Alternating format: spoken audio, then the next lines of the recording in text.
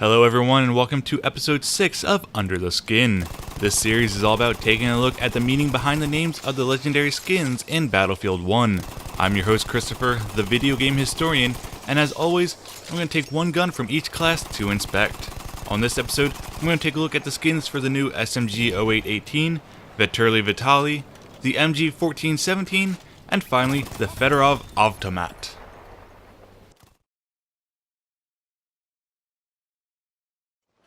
Now, starting off is going to be the von Kluge skin for the new SMG 0818.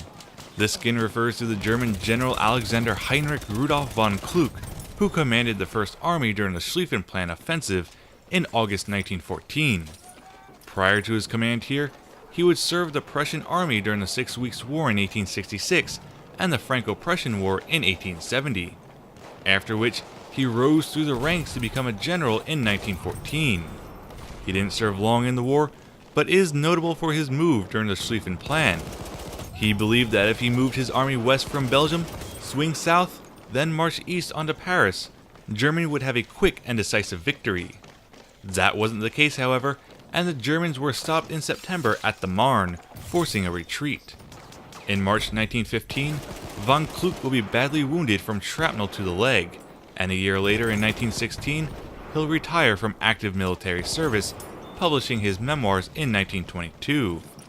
A little interesting fact about this new weapon, and its ties with the new DLC, is despite it being of German origin, the real weapon itself resides at the Tulsa State University in Russia.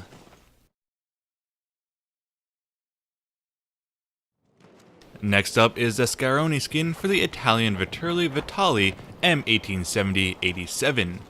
Now, I actually had the chance to purchase a surplus Vetterli-Vitali a few months back, but had to pass it up.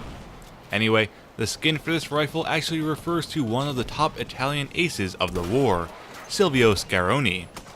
Born in 1893, he was originally a corporal in the 2nd Field Artillery Regiment.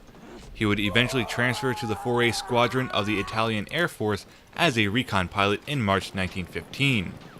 In January 1917, after being promoted to 2nd Lieutenant, he is transferred again to the 43A Squadron, and he'll briefly serve the 83A and 76A Squadrons, where he becomes a pursuit pilot. His first confirmed kill is in his Nieuport 17 near Colbertado on November 14, 1917.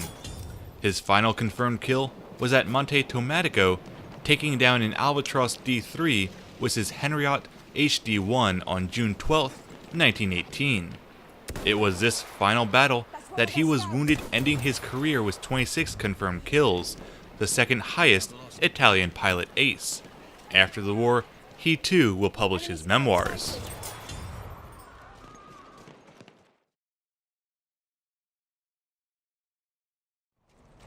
I will be honest, the name for the new Parabellum MG1417 skin, the Prussian, I found to be quite vague and didn't really know what it could mean.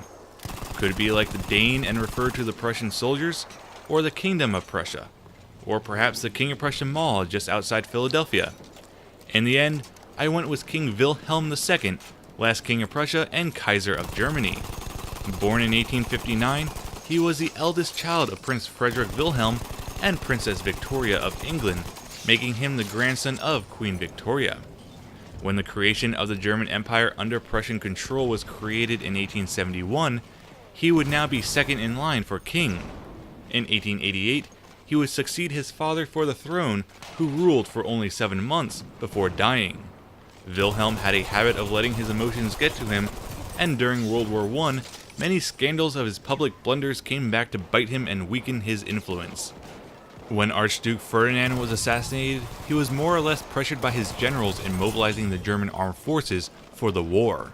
By 1916, Germany was effectively a military dictatorship, with Wilhelm acting as a figurehead only.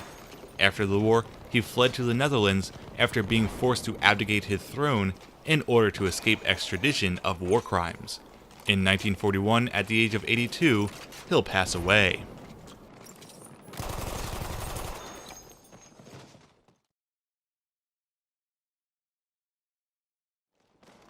Finally, the last skin for this episode is the Kerensky skin for the Federov Avtomat. This skin refers to Alexander Kerensky, the last prime minister of the Russian provisional government before the Bolsheviks took over. Born in 1881 in Simbirsk, he was the son of a school headmaster and would go on to study law at St. Petersburg University. Despite his middle-class upbringing, he amassed a powerful following from industrial workers as he was a stunning speaker. In 1912, he would be elected into the Duma as a socialist democrat. He was a very outspoken critic of the Tsar and even opposed Russia entering the war in 1914. However, in time he would become committed to it. After the Tsar abdicated his throne and a new provisional government was set up, Kerensky was appointed Minister of Justice in March 1917. He'll also be appointed to a position in the Petrograd Soviet at the same time. By July 1917, he'll be appointed Prime Minister, replacing Prince Lvov. With the Bolsheviks on his left and Kornilov planning a military dictatorship on his right, he became isolated, though was forced to ask for help from the Bolsheviks against Kornilov. Despite helping him with the extreme right, Lenin and the Bolsheviks will still overthrow Kerensky during the November Revolution, forcing him to flee. In 1970, in exile in America, Kerensky will pass away at the age of 86. That's all for this week's episode. Hopefully you all enjoyed it, and if you had, please like the video, subscribe to my channel, and comment your thoughts down below.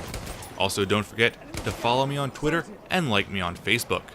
Until next time, see you on the battlefield.